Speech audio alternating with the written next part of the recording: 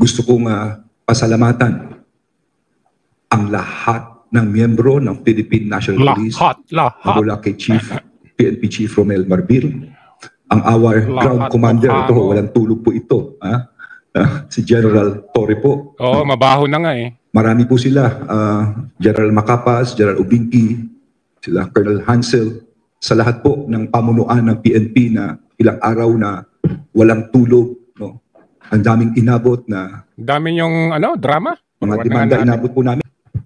Si former President Duterte, I think plano o... Yes, kasi hindi pa naman official, planong maghain ng complaint o kaso dito kay Abalos at itong si Torre. Okay, and that's a good news. Okay? Kasi alam naman natin na ang daming mali doon sa ginagawa nila sa KOJC. Okay? Former President Duterte, bihira lang yan na mag-file ng kaso. Hindi ito kagaya ng mga Makabayan Black na kaso ng kaso pero hindi naman nananalo ang kanilang mga kaso. Diba? Bago maghain ng mga ganito, itong si former President Duterte, magaling ito. Inanalyze na ito. Alam na nila na may paglalabag sa batas ang mga ginagawa nila sa KOJC. Okay? So, panoorin natin ang itong buong balita patungkol dito at magre-react tayo. Okay? Pasok! Mismong si Pangulong Bongbong Marcos na nagsasabing hindi raw totoo na kusang sumuko si Pastor Apollo Kibuloy. Nako na daw siya ng mga pulis kaya't naapilitan daw sumuko. Ang kampo naman ng pastor humiling ng house arrest o hindi kaya ay ilipat daw siya sa kustodiya ng AFP. Nasa frontline ng balitang yan. So, hanggang ngayon, pinilit pa rin ni Presidente Bongbong Marcos ang impormasyon na si Pastor Apollo Kibuloy ay nahuli. Again, let me remind everyone, hindi po nahuli si Pastor Apollo Kibuloy. Kusa po siyang sumuko. Okay? Kusa po siyang sumuko. Kung sasabihin yan ni PBBM, wala tayong magagawa. Sa kanya yan. Diba?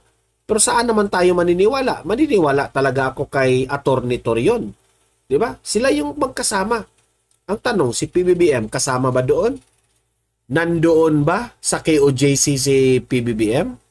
Nandoon ba si PBBM sa PNP, sa AFP? Wala naman siya. Nandoon siya sa Malacanang, party-party doon. So saan ako maniniwala? Mas maniniwala ako kay Torion. Iwala si DILG Secretary Benhar Abalos na hindi malabong may mga tumulong kay Kibuloy na magtago. Ito yung inilabas na impormasyon ni Abalos na meron raw tumulong kay Pastor Apollo Kibuloy na itago. Tapos hindi niya sasabihin. Sablay ka na naman, Abalos. Ikaw mismo nagpalabas ka ng impormasyon sa press. May nagtatago kay Kibuloy. Kung tatanungin ka man, sir, sino ang nagtatago kay Kibuloy? Hindi mo naman sasabihin. Bakit mo sinabi? Hindi mo na lang sinabi. I hope na hindi si Duterte ang pagbibintangan ninyo. Kasi kung si Duterte ang pagbibintangan nyo, good luck na lang. Kung hindi kayo siseryosohin ni Duterte dyan. Talagang gaganti yan sa korte. Pero ngayon usap-usapan na si former President Duterte maghain ng kaso laban dito ni Abalos at si Torre sa ginagawa nila sa KOJC. Okay? Kaya sabi ko sa inyo, bihira lang yung mamang yan. Bihira lang si former President Duterte maghain ng isang kaso, ng isang reklamo. Magaling ito na abogado Super magaling ito na abogado. Remember that, Torre and Abalos. Kaya maghanda-handa na kayo. Kasi marunong yan sa batas si Duterte. So meaning to say, bago niya ito ginawa itong move na ito, nakakasiguro siya.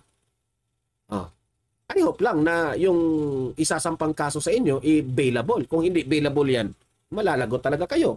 Okay? So maghihintay kami dyan sa update na yan. Wala akong tinutukoy maski sino, pero undoubtedly, meron nag-harbor dito, meron nag-obstruct dito. Meron daw nag-obstruct, meaning talagang iniiwas sa batas natin, ha? Tinago si Kibuloy. Meron raw tumulong. Dito, no, I'm sure of those things, no? So kung sino man yun, it's up to the police to investigate. Bumuelta rin si Abalos sa sinabi ng isa pang abogado ni Kibuloy na si Attorney Ferdinand Topacio na epal daw ang kalihim matapos inanunsyong nahuli na ang pastor. Ito yung epal talaga eh. Alam mo, Kasi sabi po ni Attorney Topacio, di ba? Nagtatrabaho rin naman ito sa sa kampo ni Pastor Apollo Kibuloy, and isa ito sa mga lawyers ng SMNI at sa kay Pastor Apollo Kibuloy. Sinabihan siyang epal. Lawyer lawyer ang nagsabi niya na epal ka raw. Ito yung sagot ni Abalos. sinasabi ko nga sa kanya is that ang word lang naman dito ay tinatawag nating nahuli eh. Pinakita namin, naka-trap na siya, huli na siya, whatsoever. Sabi mo, na-trap siya, nahuli siya. Saang banda? Magpakita kayo ng video, Abalos, bago kami maniniwala. Kasi sabi po doon sa kampo ni Torion, kusang sumurrender sa AFP. So, ibig sabihin, syempre ako, bias ako.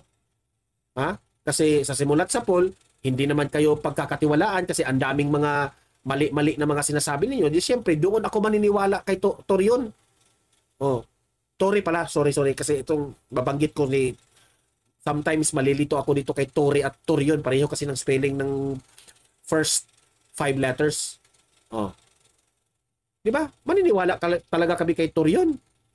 Kasi si Torion, nakaabang doon sa KOJC 24 hours. Kayo, nakita ba kayo doon sa KOJC? Para kayo po ang aming papaniwalaan? Di ba? So meaning to say, gumawa kayo ng istorya, ilin lang na naman ninyo ang taong bayan? Grabe. This is all about hard work. Isiniwalat din Hard work. Kayo, naniniwala ba kayong hard work? Hindi yun hard work. Hindi yun hard work, Abalos.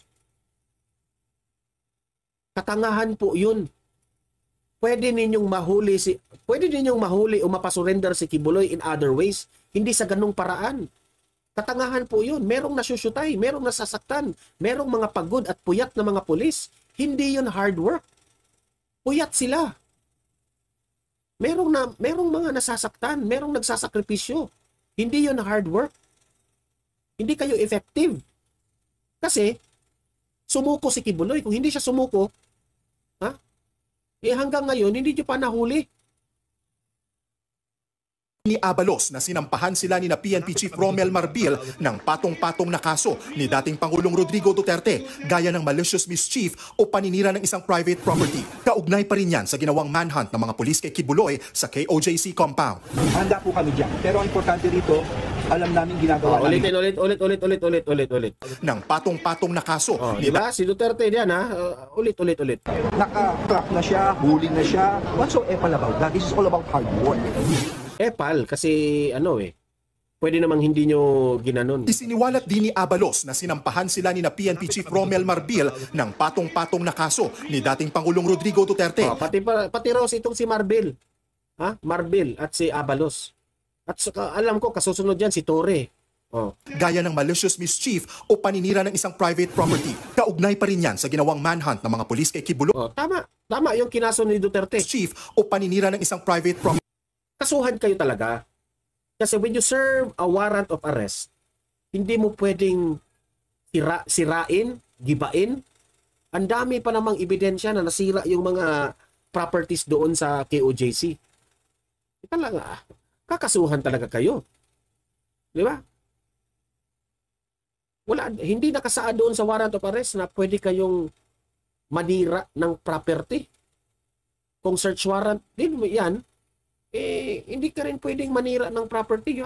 You only have the right to search.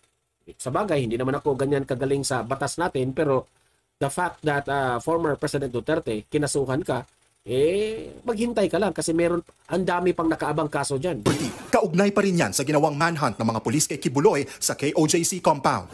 Handa po kami dyan. Ilocano ka pala, Ma'am Shirley. Pero ang importante dito, alam namin ginagawa namin tama, naniwala kami, hindi tumigil